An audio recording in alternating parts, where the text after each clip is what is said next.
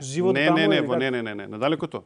Ако сакате значи да бидете политички коректен, значи како новинар, тогаш треба да кажете дека за митингот на СДСМ во Скопје, значи се правеа списоци во Куманово и секој вработен, значи од образованието во Куманово требаше да донесе со себе, да дојде лично да донесе 10 луѓе со себе во автобус и се евидентираше секој така. Ако сакате да бидете политички коректни, значи морате да ги дадете активностите на двете страни. Јас како уредник на оваа емисија сакам да се оградам од оваа информација, бидејќи тоа е ваше мислење. Не е моје сознание. Јас како уредник морам да се оградам, бидејќи законот мене ме налага да се оградам од тоа, бидејќи сепак тоа е непроверена информација, вие кажувате, тоа е ваш став. Само тоа сакам да бидам. Да, мој став, стојам на својот став и спремен сум значи за консеквенции за истиот став, зашто имам сведоци. Имам мои, значи партиски членови кои работат таму, кои немаат се уште договори, кои се под договор за се уште за привремена работа и се подвргнати на таквата едноставна приказна. Океј, не гледам ни се јава овој од луѓето, прашуваат и сега ги советувате во границите на она што можете да им биде од помош, да не им биде од штета. Господине Стојковиќ, како оценувате водењето на господинот Груевски овие неколку години? Дали мислите дека водењето беше добро?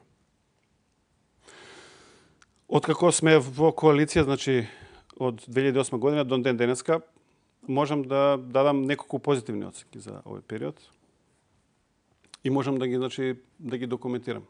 Значи она што ние како партија бевме долго време научени во политичкиот живот на Република Македонија, тоа беше односот да не се почитува ништо. Значи се ветува, ништо не се почитува. Значи првата позитивна работа што ја видовме од коалицирањето со ВМРО ДПМН и со Никола Груевски, тоа е дека ги почитуваат договорените обврски коалиционите партнери, а колку што видов дека ги почитуваат и договорените обврски кон граѓаните на Република Македонија преземени со изборната програма.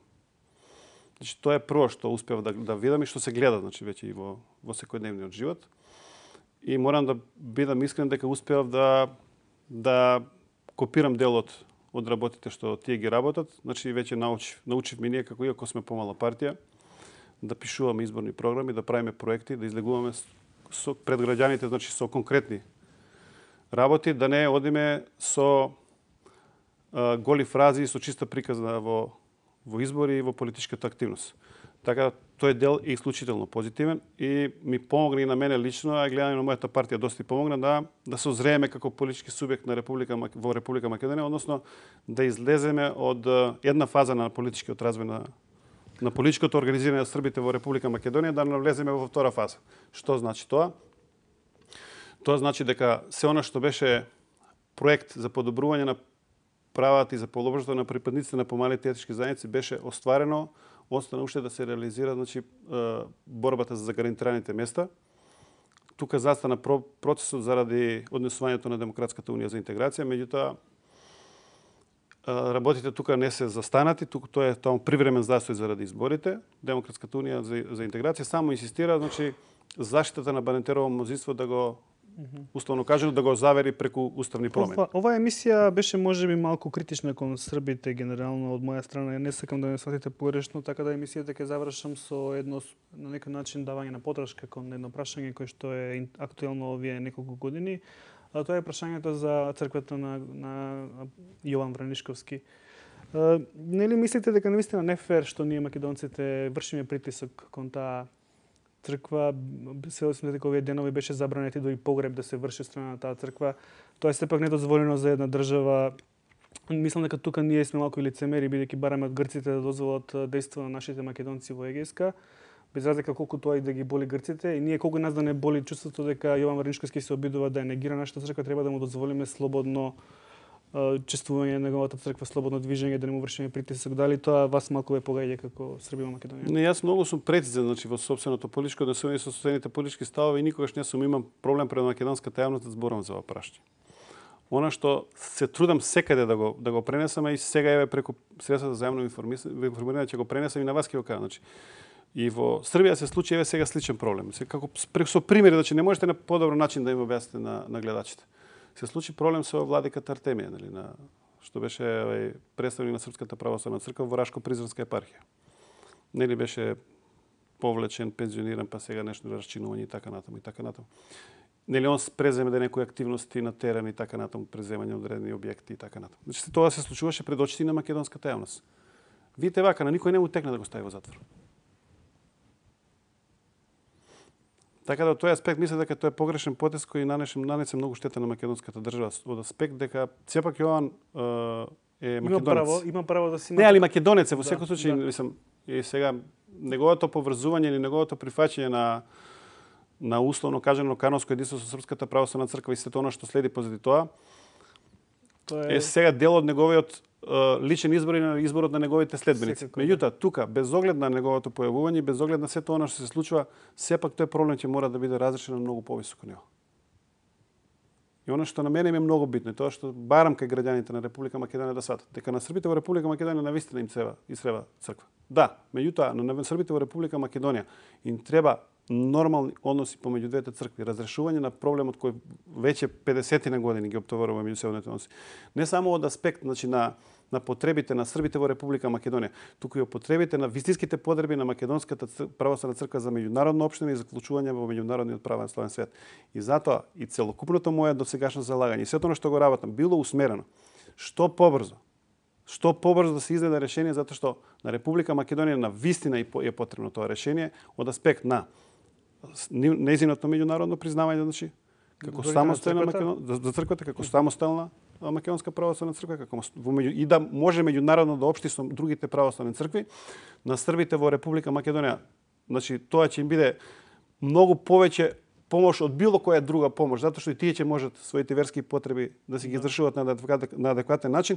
И трето, за србите во Република Македонија ќе биде симнат можеби најголемиот терет на нивното обстојување во Македонија, а тоа е секогаш кога ќе сакате да кажете нешто во Република Македонија по било кој прашање, секогаш ќе биде удрено по нос. А вие не ја признавате црквата. Значи, од тој аспект, значи и мојата политичка ангажман, и мојата политичка мисија во Република Македонија е сосема позитивистичка. Дури е сега пред месец и пол дена, јас ќе кажам и пред на вас и на македонската јавност, јас бев примен на многу високо ниво, на највисоко ниво, повисоко ниво, мислам дека не постои. Каде? Во синодот, значи на седница на синодот на Српската православна црква. Таа чест пред мене имал Радован Караџич, без оглед на коментарите што ќе ги дадете. И Иван Стојлковиќ. Така да од тој аспект таа мисија не беше усмерена, значи ниту против Македонија, ниту против Македонската православна црква, ниту против никого. Таа мисија беше усмерена само со една единствена цел.